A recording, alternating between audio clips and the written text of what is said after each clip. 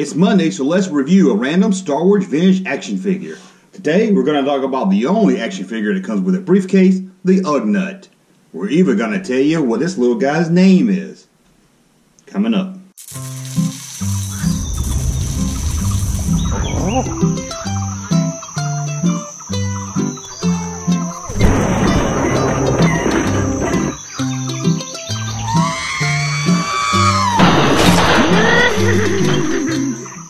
Welcome back to the Junk Room, everybody. It's me, the Junkman, back again on Monday to do a random Star Wars vintage figure review. Sorry, I didn't do one last Monday. Got kind of lazy.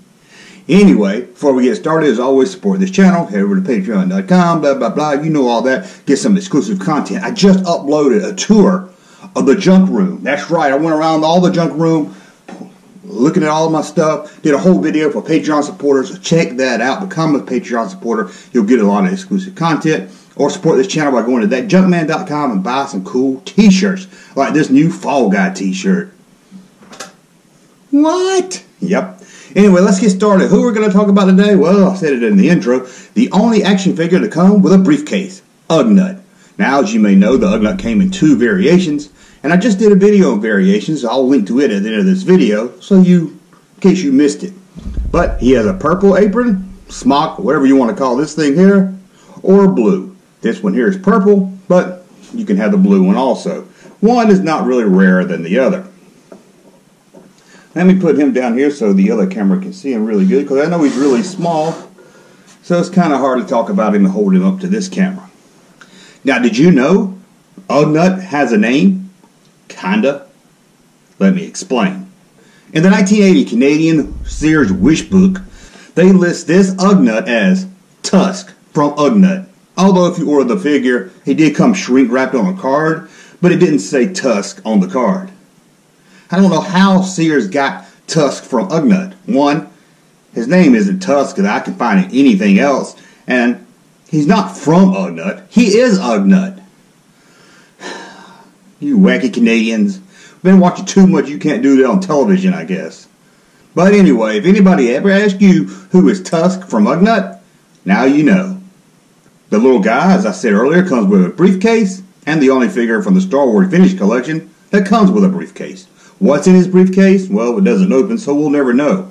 Some people have told me it's a lunch pail, but I like to think of it as a briefcase. Although, if I was the little guy, I would wish the handle was more in the center. Then on the edge, it looks like if you put anything on it too heavy on one side, it's all going to flow down to the one side and be really heavy and hard to carry. Maybe I'm overlooking things.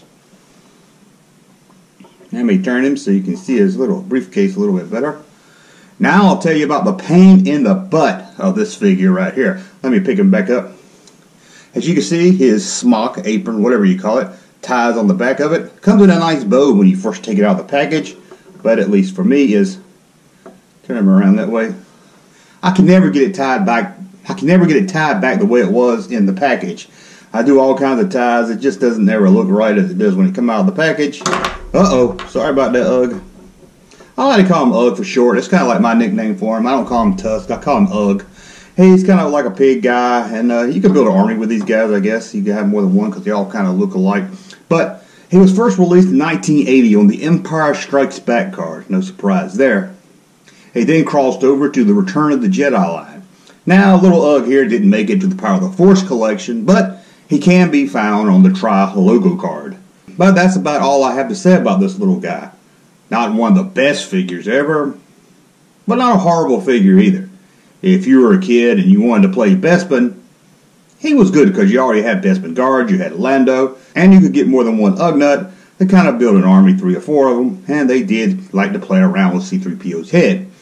So that's a look at Ugnaught. I want to thank you for joining us. Remember, every Monday we do a random Star Wars action figure review. Unless I get lazy. But I've only missed like 2 weeks out of 6 months, so I don't think that's too bad.